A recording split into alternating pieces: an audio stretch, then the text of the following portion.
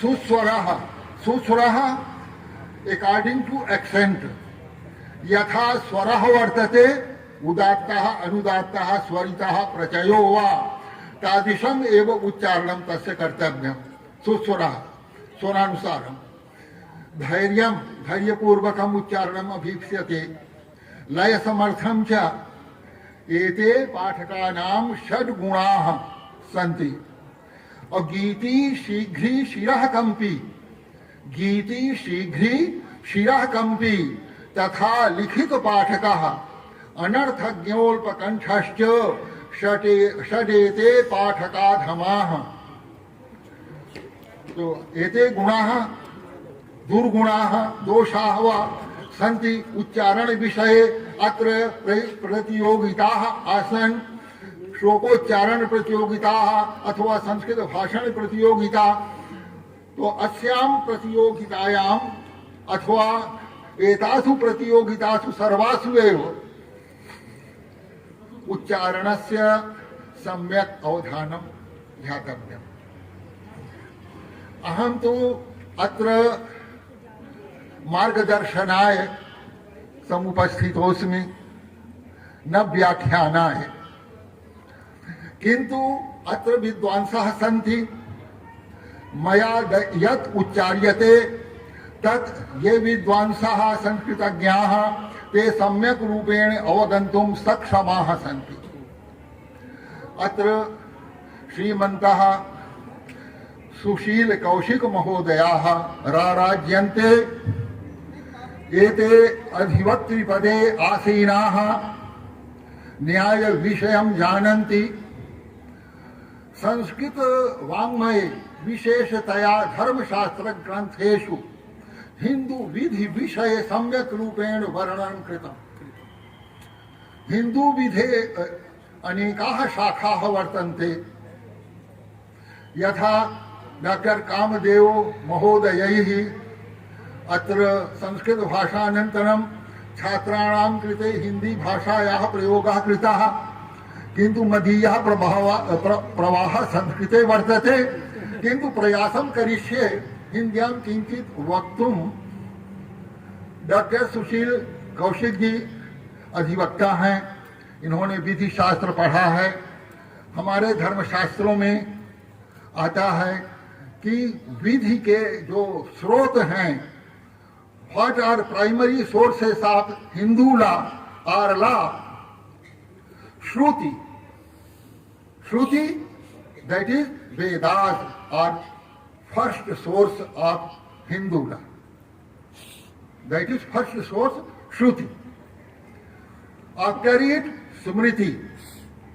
After that commentary and digest, custom, judicial decisions, legislation इत्यादीनि अनेकानि स्रोतांसि वर्तन्ते हिंदू विधे। लोग कहते थे कि कानून के विषय में सब कुछ अंग्रेजी में मिलता है, हिंदी में मिलता नहीं।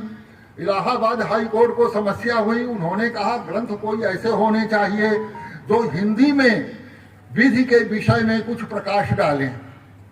इलाहाबाद यूनिवर्सिटी में मेरा डीलिट में जो एनरोलमेंट हुआ उसमें हिंदू लॉ विषय पर शोध कार्य के लिए डॉक्टर यूपीडी केसरी जो विधि विशेषज्ञ थे उन्होंने लॉ डिपार्टमेंट से अप्लाई किया। मैंने संस्कृत डिपार्टमेंट से किया। किंतु मेरे लिए वो डीलिट का विषय स्वीकृत हुआ, इसलिए कि उपाध्याय जी को लॉ का भी ज्ञान है, उपाध्याय जी संस्कृत के भी विद्वान हैं, इसलिए जो है ये अच्छा शोध कार्य कर सकेंगे। वो ग्रंथ तैयार हुआ, डीलिट की उपाधि मिली 1981 में। हमारे गुरुजनों में से कईयों की थीसिस रिजेक्ट हो गई। डीलिट इलाहाबाद यूनिवर्सिटी से जल्दी मिलती नहीं है, वो किसी बिरलों को मिलती है, ये भी कुछ ईश्वर की कृपा थी। उसके आधार पर एक ग्रंथ लिखा गया, हिंदू विधि एवं स्रोत, इंटरनेशनल लॉ एजेंसी ने प्रकाशित किया और इलाहाबाद हाई कोर्ट ने उसका अधिकार अपने पास ले लिया। 11 लॉ एजेंसियों को अधिकारी बनाया उस ग्रंथ को बेचने का। पंजाब एवं हरियाणा हाई कोर्ट के मुख्य न्यायाधीश के घर गया, मैं देखा उनके मेज पर मेरा ग्रंथ रखा हुआ था। हमने कहा आपको इसकी क्या आवश्यकता है? कहने लगे नहीं, जो विशेषज्ञ हैं, जिनके ग्रंथ हैं, वो भी हम कंसल्ट करते हैं कि एक बार जो निर्णय हो उसमें कोई कमी न रहे। तो विषय बहुत विस्तृत है, काफी कुछ कार्य किया हुआ है। और अभी कुमायूं यूनिवर्सिटी नैनीताल में 20 तारीख को मेरा व्याख्यान हुआ था। भारतवर्ष के जितने असिस्टेंट प्रोफेसर्स हैं, एसोसिएट प्रोफेसर्स हैं, उसमें हिंदू लॉ एवं धर्मशास्त्रीय हिंदू विधि, इस विषय को लेकर के, और वो चाहते थे कि और भी व्याख्यान हो। हमने कहा इतना समय खाली नहीं है, हाँ जो समय है हम लगा रहे हैं संस्कृत के लिए। और इस समय ये सौभाग्य की बात है हरियाणा के लिए कि डॉक्टर दिनेश चंद्र शास्त्री जी यहाँ पर निदेशक के रूप में हरियाणा संस्कृत अकादमी को प्राप्त हुए हैं। और ये जो कार्य कर रहे हैं उसको वाणी से नहीं कहा जा सकता, नहीं तो इनसे पूर्व विशेष रूप से जो देखा तो सब भगवान भरोसे, मतलब ये सरकारी काम है और जो ईश्वर को मंजूर होगा होगा। परंतु शास्त्री जी जो हैं सेक्रेटेरिएट जाते हैं, सीएम से मिलते हैं, उनके चीफ सेक्रेटरी से मिलते हैं, और संयोग से एक हमारी शिष्या भी यहाँ एडिशनल चीफ सेक्रेटरी थी। परंतु मैं ऐसी परिस्थिति में था कि मैं उन्हें कुछ कह नहीं सकता था। समय आने पर वो भी होगा संभव। तो शास्त्री जी जितने एक्टिव हैं उनका शब्दों से वर्णन नहीं किया जा सकता।